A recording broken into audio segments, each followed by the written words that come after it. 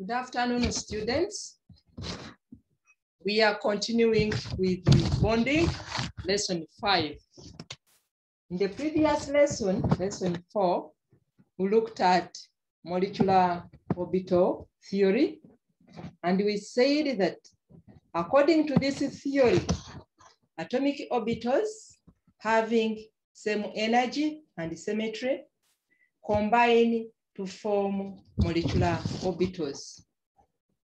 And molecular orbital formed by the addition of the two wave functions are called bonding molecular orbitals, while those which are formed by the subtraction of the two wave function are referred to as antibonding molecular orbitals. We went further to look at some molecular orbital diagrams where we looked at the monatomic molecules. Example was hydrogen. Also looked at the heteroatomic molecules. An example was nitrogen monoxide. For heteroatomic molecules, the drawing or the molecular orbital diagram is different from the monatomic because of difference in electronegativity of the atoms involved. For nitrogen monoxide, oxygen is more electronegative than nitrogen, so its energy is slightly lower than that of the atomic orbitals of nitrogen. Now today, we are going to look at metallic bond. Metallic bond is the force of attraction that binds the metal ion to a number of mobile electrons within its influence of sphere of influence. Usually, this force holds the metal atoms firmly together in the metallic crystal. There are mainly two theories that explains the nature of a metallic bond and its properties or properties of metals. We have Electron C Theory and molecular orbital theory, or call it the band theory. Let us look at the Electron C Theory. Since the ionization energy of the metals are very low, they readily lose their valence electrons and form positive metal ions. These metal ions are referred to as kernel, or you can call them cores. The valence electrons are usually weakly bound to the kernel in the metal. Therefore, many kernels and many valence electrons are present in the metallic crystal. These valence electrons are mobile and can move from one kernel to another throughout the lattice. Therefore, the metal is regarded as kernels immersed in the sea of valence electron in such a way that each kernel is attached to several valence electrons, and each valence electron is attached to several kernels. So a demonstration, as you can see in this diagram, where the plus represents the metal ion and these lines represent the electrons. So these are the kernels and these are the sea of electrons. The kernels are fixed in the crystal lattice at a proper crystal site, while the valence electrons are mobile.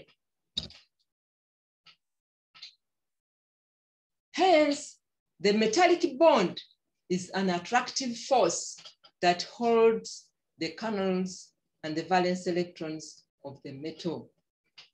This attractive force is sufficiently strong and is responsible for the compact solid structure of the metals.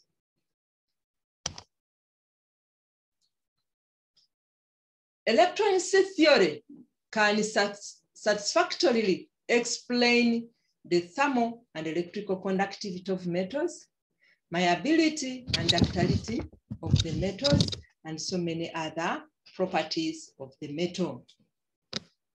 The second theory is the molecular orbital theory or the band theory. This is a quantum mechanical treatment of the metallic crystal and is similar to molecular orbital theory. Since the metal contains about 10 to the power 23 atoms, it means that a larger number of molecular orbitals are formed from a larger number of atomic orbitals. And according to this theory, the band theory, when two atomic orbitals combine, two molecular orbitals are formed, one of which is bonding molecular orbital, and another one is the antibonding molecular orbital. That one is also similar to molecular orbital theory we saw previously in lesson 4. When three atomic orbitals combine, three molecular orbitals are formed. That is bonding molecular orbital, antibonding molecular orbital, and non-bonding molecular orbital. Similarly, when any atomic orbitals combine, n molecular orbitals are formed. In the case of the metallic crystal, as we said earlier, n is equal to 10 to the power 23. Let us look at an example that can bring about the band theory. Imagine the step-by-step formation of a chain of lithium atom. Lithium to lithium to lithium, so it's a long chain. In the formation of this chain of lithium atom, two lithium atoms form lithium molecules. In this molecule, the two s atomic orbitals, each containing one electron, combine to give two molecular orbitals. The lower energy of the molecular orbital is completely filled with the two electrons being contributed by each of the atomic orbital of the lithium from the 2s atomic orbital. And the higher molecular orbital is vacant. Attaching another lithium to the lithium 2 molecule gives the linear lithium 3 molecule. The lithium 3 molecule is formed when 3 2s atomic orbitals combine to give 3 molecular orbitals. One which is bonding, antibonding, and non-bonding molecular orbitals. As the number of lithium atoms increases, the energy levels get closer and closer, and finally become continuous. Such a group of energy levels is known as the band theory or molecular orbital theory, which is referred to as the band model or band theory.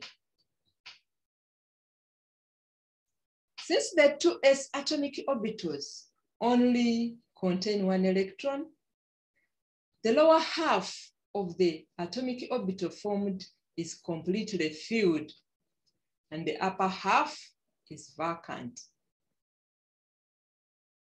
The upper half of the band has higher energy, and we always say a system with higher energy is always unstable, while those ones of the lower energy, the ones which are filled, those ones are stable. An example of a diagram which can represent the band, the lithium diagram.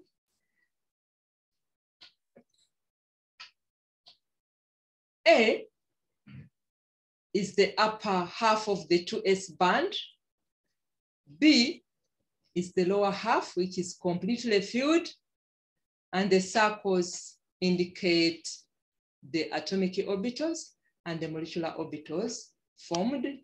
Also, the 2p vacant orbital has been represented. The band theory can explain the properties of metal. How? If we can consider our example of lithium, when a crystal of lithium is placed in an electric field, a few electrons acquire energy and get excited to the higher vacant molecular orbital. The higher energy electrons carry the current within themselves. And the higher the conductivity of the metal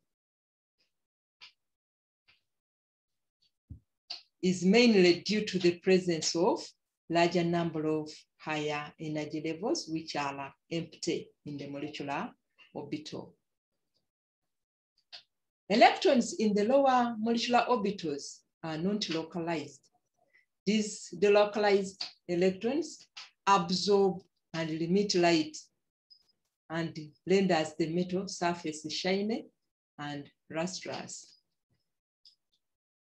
So as an assignment, I can leave you with briefly describe the physical properties of metals and their explanation on the basis of Electron C theory. This has marked the end of the bonding, and I hope my colleague is continuing with the periodicity.